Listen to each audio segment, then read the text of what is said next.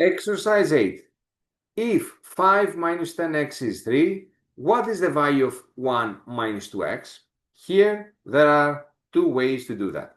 First of all, we could start from the given equation and solve for x. So, minus 10x is 3 minus 5. So, negative 10x is equal to negative 2. We divide both sides by negative 10 so that we can isolate x. Minus 2 over negative 10. So x is equal to 1 over 5. So finally, 1 minus 2x would have been equal to 1 minus 2 times 1 over 5. That would have been 1 minus 2/5. So it is equal to 3/5. And the right answer would have been B. But remember that in most cases, as far as the SAT type of exercises is concerned, there is always a shortcut.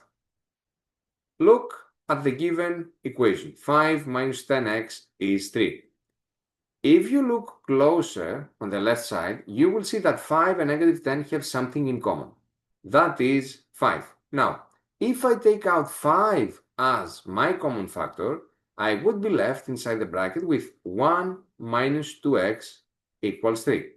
But hold on, 1 minus 2x is what I actually want to find.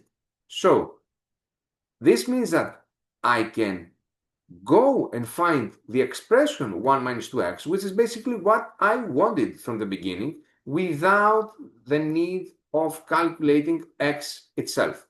So to do that, I will go here and I will divide the left side by 5 so that these 5s can be simplified. But remember, I am allowed to do that only if I do the same on the right side. So I'm going to divide 3 by 5 as well. So once again, I ended up on the same answer.